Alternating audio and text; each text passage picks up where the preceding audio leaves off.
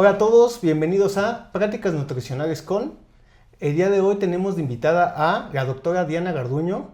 Ella es médico militar especialista en angiología, cirugía vascular y endovascular. Y pues un gusto tenerte por acá. Muchas gracias por tu visita. Gracias a ti Y por el interés. Perfecto. Y pues vamos a empezar con esta pequeña entrevista. ¿Desde cuándo te dedicas a ser angióloga y qué te llevó a esto? Bueno, yo en el 2010 me gradué como médico cirujano y decidí entrar a la especialidad de angiología y cirugía vascular, de la cual me gradué en el 2017. Llevo 9 años ejerciendo como angióloga y cirujano vascular. ¿Por qué? Porque siempre cuando nos formamos en el hospital pasamos por las diferentes salas y cuando roté por la sala de cirugía vascular me encantó. Me encanta tratar varices, pie diabético, recuperar, salvar piernas y fue lo que me apasionó de la especialidad y por eso decidí hacerla. Sí, siento que es una especialidad bastante como compleja, que muchas veces no nos imaginamos todo lo que conlleva, que digo, dentro de la entrevista iremos como platicando hacia qué enfoque va. Y ahora, dentro de tu época de estudiante, ¿cómo considerabas tu alimentación? Mala. Sí, yo creo que cuando estás estudiando medicina, pues involucra mucho esfuerzo y cuando estás haciendo la especialidad, pues un poquito más. A veces lo que te ayuda es que estás joven, eso no lo justifica, pero sí de repente te malpasas al comer porque pues no te da tiempo, andas corriendo, prefieres dormir en lugar de comer, pero bueno, pues ahí ves cómo compensarlo, pero no fue lo mejor. Ok, y en el tema dentro del área militar, creo que es como una idea que muchos tenemos que es más complicado, que llega a ser mucho más tedioso. ¿Cómo te tocó esta parte en un centro militar? Bueno, pues yo me formé en una escuela militar, o sea, mi carrera fue dentro de, y la especialidad por lo mismo pues, también fue dentro de un hospital militar y el hecho de que a muy temprana edad empecé a formarme en este ambiente, pues te acostumbras y digamos, pues sí, te da muchas cosas después. A lo mejor pudiera ser difícil para otras personas que no lo han hecho antes, pero como empiezas desde muy, muy pequeño, bueno, muy joven, ahorita como ya en mi vida adulta le he sacado mucha ventaja, te haces más disciplinado, algunas cosas que para otras personas es como de, es que tengo que hacer esto, el otro como que tú lo haces ya sin fijarte mucho y dices, pues eso no se me hace complicado, ¿no? Es parte de la disciplina, de cómo te formas, de cómo hay que hacer las cosas, cómo hay que ejercer la medicina. Entonces yo creo que ahorita veo el reflejo de que a lo mejor lo que fue un poquito más tedioso, más complicado. Ok, y ahora dentro de esta parte, ¿sientes que descuidaste tu salud cuando era esta época de estudiante o de residente dentro de tu especialidad? Pues no del todo, pero con respecto a la alimentación, a lo mejor y podía haber enfocado más ciertas cosas, pero pues tampoco, ¿no? O sea, también sabes lo que te hace bien, lo que te hace mal y procuras no hacer, no caer en eso que pudiera pues perjudicar mucho tu salud. Luego, ahora, ¿tú piensas que el personal de salud se alimenta bien? ¿Tú lo has notado? ¿Qué has notado? Pues de repente no tanto, ¿no? Por el tipo de tanto enfermeras, doctores, personal que trabaja en un hospital, pues a veces los horarios o las urgencias no te dejan pues programarte tanto, ¿no? De es mi hora de comida, bueno, pero si hay un paciente que está mal, pues no dices, no, ahorita es mi hora de comida, no lo voy a atender, ¿no? Entonces vas, lo atiendes, y ya después ya no te dio tiempo de comer, bueno, pues comes en algún momento. Entonces sí, por el tipo de trabajo, pues a veces no se cumplen con esos horarios de alimentación que también, bueno, tú sabes que es primordial, ¿no? Tener los horarios y podría decirse que no es un ambiente ideal para tener una buena salud nutricional. Sí, muchas veces se ha visto que el personal de salud normalmente está corriendo o tiene muchos trabajos o tiene más ocupaciones y creo que eso es algo importante. ¿Tú qué opinas de que el personal de salud sea el que menos priorice su salud? Pues que está mal, pero pues hay maneras, ¿no? O sea, dentro de lo que cabe, pues siempre pues tratar de decir, bueno, no puedo estar mal yo, que creo que es algo que hacemos los médicos, enfermeras, no puedo estar mal yo para atender a más personas. Y cuando estás trabajando, pues antes de irte al trabajo dices, bueno, ¿qué voy a comer? ¿Cómo lo voy a comer? Si no me llevo esto, pues a lo mejor allá en la cafetería no venden lo mejor, que entonces pues empiezas a planear más tu día con respecto a cómo sabes que se desarrollan las cosas. Y pensar en ti, ¿no? Claro. Pero si no es, a veces no somos los mejores al cuidar la alimentación a la hora de estar trabajando. Sí, es algo complejo que se ha visto en estas entrevistas, que es como difícil llevar a cabo las recomendaciones que uno mismo da, ¿no? A veces exacto. Es difícil. Ahora, tú, actualmente, ¿cómo consideras tu relación con la comida? Yo siento que es buena, como que tengo un poco más de tiempo que cuando cuando era residente, pero pues es buena. Yo desde los 16 años no como carne roja, pero trato de equilibrarlo lo más que puedo. ¿Qué tan común piensas que la gente tenga problemas vasculares sin saberlo? Es muy común. Hay dos tipos de enfermedades vasculares o dos tipos de circulación. Tenemos circulación arterial y circulación venosa. Hay síntomas que nos da el estar enfermos de la circulación arterial y hay síntomas que nos da estar enfermos de la circulación venosa. Por lo mismo, a veces lo engloba mucho la gente, está mal de la circulación. Bueno, pero ¿qué circulación es la que está mal? ¿La arterial o la venosa? Uh-huh. Y en cuanto a lo venoso, es muy común, 7 cada 10 mujeres van a tener ciertos problemas venosos, es más común en el género femenino. De la circulación arterial, pues muchos pacientes con diabetes, que es algo pues que quisiéramos que no fuera como una pandemia, pero hay muchísimos pacientes con diabetes y los pacientes con diabetes tienen enfermedad arterial después de ciertos años. Entonces sí es más común de lo que quisiéramos. Claro. O de lo que estamos enterados. Uh-huh. Ahora, eso es algo importante que mencionaste. Actualmente en México tenemos los mayores índices, las mayores estadísticas de sobrepeso, obesidad, diabetes, no solo en adultos, también en el ámbito infantil. ¿Qué opinión te genera esto?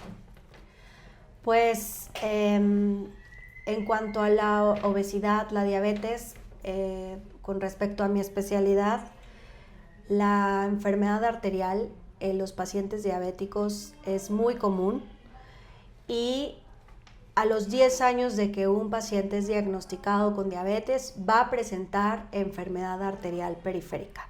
Esto de que hablo de que los vasos en las piernas, los vasos que llevan la sangre con oxígeno a las piernas, a los pies, se empiezan a tapar y esto es lo que nos desencadena el pie diabético, que en México es la primera causa de amputaciones mayores no traumáticas. Uh-huh. Sí, eso es algo muy importante. Creo que es algo que falta por visualizar porque es algo muy importante. Ahora, ¿tú cuál piensas que es el error más común en alguien que tiene que tiene la patología de pie diabético, que llega a tener pie diabético? Fíjate que es muy común que no sepan con quién atenderse. Mi especialidad en México somos aproximadamente 1,200 angiólogos cirujanos vasculares certificados.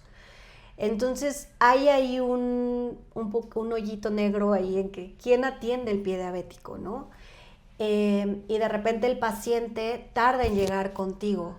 Lo atendió médicos que pues no son especialistas en esto y de repente ya cuando llegan contigo dicen, doctora, es que yo no sabía cuál era el médico que atendía el pie diabético y desafortunadamente llegan en un punto en el que no puedes ayudar tanto o como hubiera sido si si te hubieran consultado desde un inicio. Claro. Entonces creo que es mucha falta de conocimiento de que la gente no sabe con quién se debe atender las enfermedades circulatorias y en este punto el pie diabético. Sí, creo que eso es algo muy común, digo, dentro de la parte de la diabetes. Digo que antes era como las normas que teníamos aquí en México, ahorita actualmente todo lo que maneja el tema de diabetes. Y muchas veces justo una de las dudas más comunes que creo que tienen los pacientes es lo de su pie, el tema de quién nos va a revisar, cada cuánto, si tienen alguna lesión, cuánto tienen que esperar, qué tienen que hacer. Sí. Y eso es algo que muchas veces no lo saben y es algo, como bien dices, importante que sepan con quién acudir, que es un especialista. Y desafortunadamente es algo muy común. Llegan con nosotros los angiólogos cuando ya fueron pues multitratados y no de la manera que debería de ser o de la manera en que a lo mejor una lesión iba a terminar en una amputación, pero pudiera ser que no fuera una amputación mayor, pudiera haber quedado en algo más chiquito, o a lo mejor una herida que tenías que estar tratando de una manera y se trató de otra, en la cual pues el desenlace pues sí es algo pues que no quisiera el paciente, ¿no? Como perder una extremidad. Claro, sí es algo que, como bien lo dices tú, que si hubiesen llegado a tiempo, pudiese haber sido mejor. Claro. Ahora, para ti, ¿qué tanto influye la alimentación en nuestra salud vascular? Pues vuelvo otra vez al punto en el que la salud vascular, bueno, la circulación se divide en dos, tanto la circulación venosa como la circulación arterial. Por ejemplo, la circulación arterial, si nosotros consumimos muchas grasas, hablamos del colesterol malo, pues es el que tapa las arterias, ¿no? Y entonces vamos a desencadenar enfermedad arterial periférica. En cambio, con respecto a las venas, pues sí tiene que ver la alimentación, pero es diferente cómo las afecta. ¿Qué hábitos alimentarios tú piensas que son los peores que llevan los pacientes que ya tienen un diagnóstico en algún tipo de patología vascular? Bueno, si ya los diagnosticaron con obesidad o con diabetes, yo creo que lo inicial, lo sabes, es la dieta, ¿no? La dieta te va a ayudar a que pues, lo que te llevó ahí pues, mejore. Tener tus niveles de glucosa adecuado, eso es primordial en el paciente con enfermedad, con diabetes, porque es lo que va a hacer que no desarrolles tanta enfermedad arterial. Entonces los pacientes con diabetes, con pie diabético que llegan conmigo me dicen, doctora, ¿qué pude haber hecho ya que tenía yo diagnóstico de diabetes para evitar que me pasara esto? Los niveles adecuados de glucosa, mantener los niveles por debajo de 140, una hemoglobina glicosilada por debajo de 7, con eso yo creo que es lo mejor que pueden hacer para evitar los problemas vasculares. O sea, es primordial. Y una vez que ya tuvimos complicaciones, ver la manera en llegar a esos parámetros.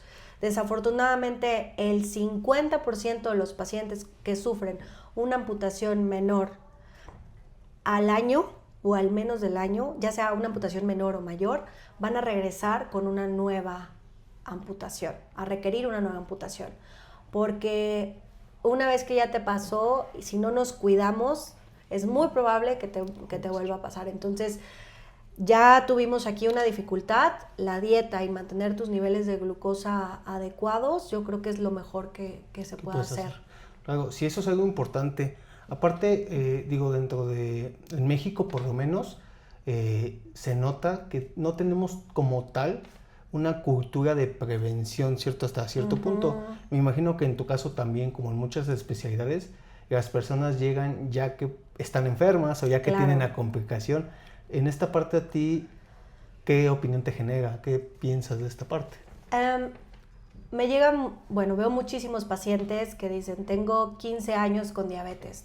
Y está el paciente que desde que lo diagnosticaron está muy abocado a su dieta, a tener sus niveles de glucosa adecuados. Y está el paciente que desafortunadamente aquí en México no creemos en el chupacabras, pero de repente no creemos que sí tenemos diabetes. Pues es que yo me siento normal, es que yo no siento nada, yo estoy perfecto. Entonces llevan 5 años con el diagnóstico de diabetes y 5 años que no hacen nada porque ellos no sienten la diferencia.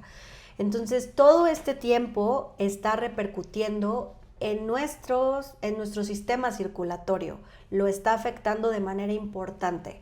Entonces, no es lo mismo en cuanto a lo circulatorio ver un paciente con 15 años de diabetes, pero que ha mantenido sus niveles de glucosa adecuados, se ha cuidado, al paciente que no lo ha hecho. Sí repercute muchísimo, incluso la alimentación también. Algo sí es algo importante. Aparte, tocaste un tema bastante pues, importante también en esa parte. Muchas veces, bien lo mencionaste, ya dejan de cuidarse muchas veces después del diagnóstico, pero también hay casos donde ni siquiera van a diagnosticarse, que tienen también este miedo al diagnóstico, que es algo como muy común que pasa aquí en México, que sienten que cuando se los van a diagnosticar, por ejemplo, de una diabetes, es cuando van a ir para abajo, cuando pues al contrario, entre antes es mucho mejor. El gran mito de la insulina, ya con la insulina es porque ya te vas a morir, ¿no? O sea, porque ya vas a ir a diálisis. Y no, resulta que antes hubo muchas maneras de tratarlo, pero ya en el momento en que estás llegando ya solamente se puede con esto, pero no significa que sea el desenlace si de ahí empiezas a tener un buen control.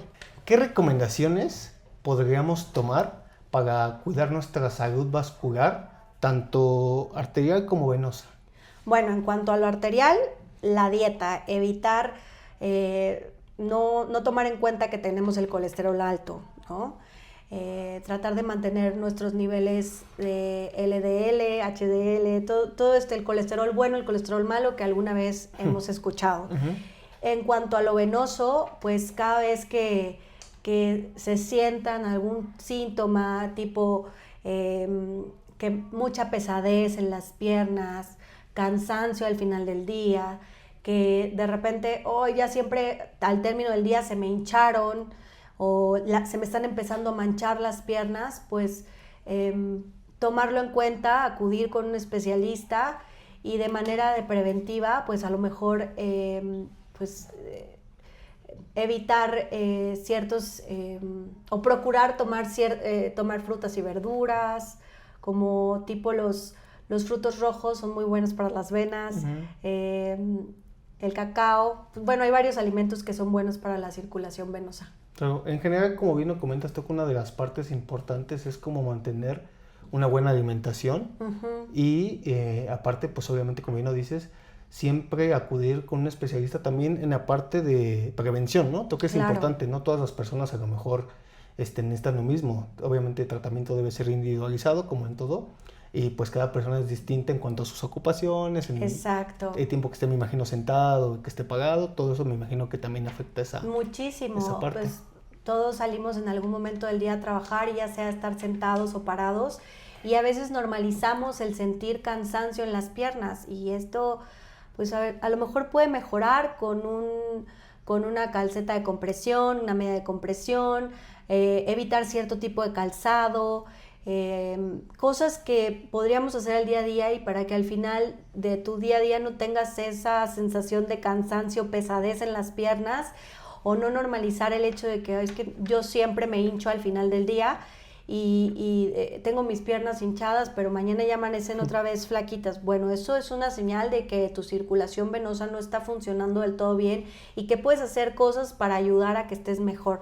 No normalizarlo y que después te dice el vecino, la prima, la tía, es que yo creo que estás reteniendo líquidos y eso es para todos estamos reteniendo líquidos y no, resulta que es un problema venoso y un problema que si lo atiendes a tiempo puedes evitar muchas complicaciones y no necesitas verte una venita o una varice para pensar que es un problema venoso. A veces con estos síntomas que te estoy comentando, pues es necesario a lo mejor una valoración para evitar que esto progrese hasta que ya sea algo que ya sea urgente acudir con el angiólogo. Claro, sí, eso es algo importante y eso es otro tema que quería tocar contigo.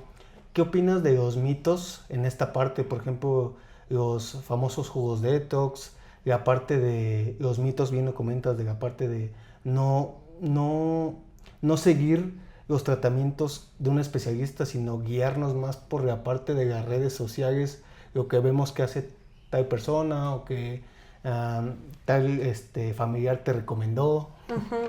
Mira, por ejemplo, cuando te dicen son buenísimos los frutos rojos para la circulación venosa y con este jugo, yo no digo que no. Los flavonoides uh-huh. son compuestos que vienen en las frutas, en muchas otras cosas que podemos comer, que ayudan a la circulación venosa porque actúan como antioxidantes, antiinflamatorios, refuerzan la pared de la vena. Pero cuando los tomamos es en una proporción, entonces ayudan de manera preventiva, pero cuando tú ya tienes un problema venoso, ya necesitas que esos flavonoides sean como más concentrados, que es lo que hace la industria farmacéutica. Uh-huh. Saca esos compuestos de ciertas frutas, plantas y te los dan en una cápsula para que ya sea, digamos, te ayude muchísimo más. Entonces, a veces dices, no, con este juguito se te van a quitar las varices, ya no te vas a hinchar. Pudiera ser que de una manera preventiva te hubiera ayudado, pero no es un tratamiento como tal. Las enfermedades venosas tienen que ser valoradas, tienen que ser tratadas y existe un tratamiento estándar que te lo da el angiólogo y cirujano vascular y que también te va a hacer recomendaciones dietéticas. Pero incluso las pastillas no son curativas, son para ayudar a los síntomas. Tienes que hacer otras cosas que van a hacer que esto no te avance. Entonces, no solamente es tomarte un jugo o una fruta y que con eso van a desaparecer tus síntomas. Es todavía un poquito más. Sí, es un poquito más. Aparte, bien lo comentaste, también existen los famosos mitos de los remedios caseros cuando ya tienes alguna enfermedad, bien lo comentaste, como el tema de las varices.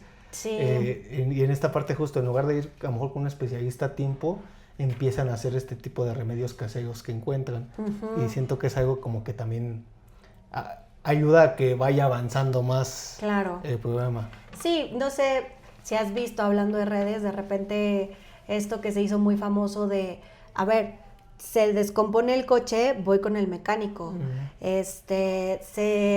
No sé, otro ejemplo, se me acaba la leche, pues voy al súper. Claro. Y de repente nosotros aquí en México es de, me enfermo de las venas, le pregunto a la vecina. Uh-huh. Me tomo lo que me dijo la vecina, y ya de ahí voy al doctor, que no es doctor, a lo mejor que es como más...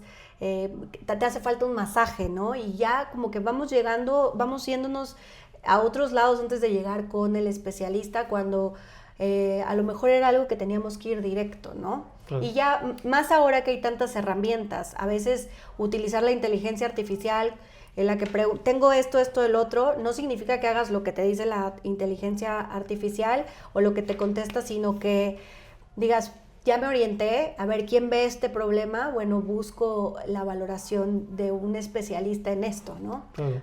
Uh-huh. Sí, eso es algo bastante importante. Las personas cuando se enferman o se sienten mal, van por muchas etapas. Exacto. Empiezan a ir, como bien lo dices, primero con los consejos de familiares, a lo mejor de su mamá, a lo mejor de sus abuelitos. Sí. Después van a lo mejor a las farmacias con los médicos que ahí se encuentran. Después van, como dices, a otros tipos de tratamientos que recomendó la vecina y así. Y ya hasta el final llegan con el especialista. Sí. Cuando pues justo debería ser todo lo contrario. Exacto. Y deberían empezar con... Y más aquí en México tenemos esa facilidad. O sea, en otros países para llegar con un especialista, pues tienen que ir primero con un médico que les dé un pase y tardan muchísimo. A veces de plano no los mandan.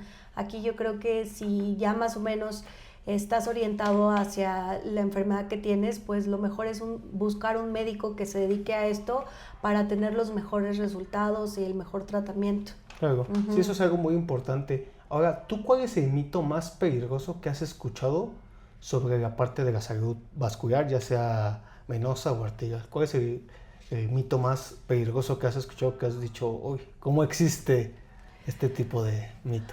Pues ahorita de repente he visto muchísimo que hay gente que cura la diabetes y entonces eso yo creo que es de las cosas que perjudican más a la gente, ¿no? Que que crean este tipo de cosas, que se tomen este tipo de medicamentos o remedios que les dicen con esto te vas a curar la diabetes, y entonces es un paciente que llega con nosotros y ya con una enfermedad arterial importante por todo el tiempo que nos estuvo cuidando pensando que se iba a curar de la diabetes, y como ese pues tú sabes que hay muchos, ¿no?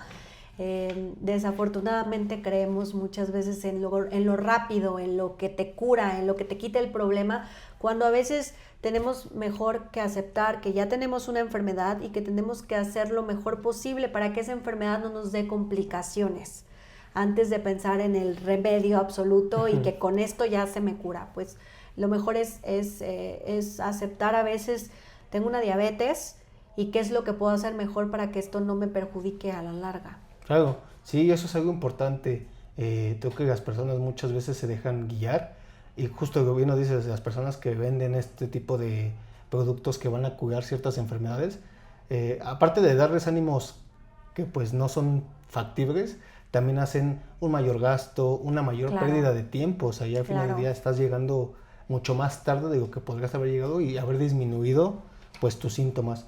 Y pues ahora, para cerrar la entrevista hacia la cámara, ¿algún consejo que quisieras dar a las personas sobre su salud vascular, ya sea venosa o arterial? Yo creo que lo mejor que pueden hacer es hacerle caso a su cuerpo. No es normal sentir pesadez, cansancio en las piernas. Cuando, ¿qué otra cosa es importante? La buena alimentación, evitar el tabaquismo. El cigarro es sumamente perjudicial para tus arterias y no nada más las del corazón. Si tienes diabetes, cuidarte tu diabetes, mantener tus niveles de glucosa adecuados. Cuando estamos enfermos de diabetes, la diabetes no dice, bueno, solamente voy a enfermar las arterias de las piernas o del corazón o de los riñones. Se va parejo. Entonces, lo mejor que pueden hacer para evitar complicaciones a la larga es llevar una buena alimentación y mantener sus niveles de glucosa por debajo de 140. Ok, pues perfecto. Pues muchísimas gracias por tu tiempo. Agradezco que hayas dado esta entrevista. Creo que es algo importante que se tenía que mencionar. Todo el tema de estos mitos, el tema de con quién se debe de tratar ciertas como patologías, como el tema del pie diabético, que muchas personas no lo conocían y que es algo importante que se tiene que mencionar, ya que existe una especialidad que se encarga de ayudarte en esa parte y que no te dé como esa parte de ir perdiendo el tiempo yendo de lugar en lugar erróneo, ¿no? Que es esencial. Y creo que es algo importante que la gente le puede interesar y pues conocer. Y pues agradecerte mucho tu tiempo y pues no sé si quieras dar algún mensaje en tus redes sociales, algo que quieras anunciar. Bueno, ahorita que me acordé, si ustedes tienen diabetes y de repente ven que tienen una herida, una lesión que no cicatriza, busquen un angiólogo o cirujano vascular. No es normal que después de 2 semanas, que pase un mes y tu herida siga igual, que supure, que cambie de coloración. Acudan con un angiólogo y cirujano vascular, son los médicos encargados que les van a dar el mejor tratamiento y van a evitar pues un desenlace que nadie quisiera, como puede ser una amputación mayor. Y bueno, aquí van a aparecer mis redes y donde pueden agendar consulta conmigo. Muchas gracias. No, al contrario, pues muchas gracias. Van a estar apareciendo aquí sus redes sociales, también aquí en la parte de abajo de las mías. Y pues muchas gracias por tu tiempo y pues nada más. Muchas gracias. Bye.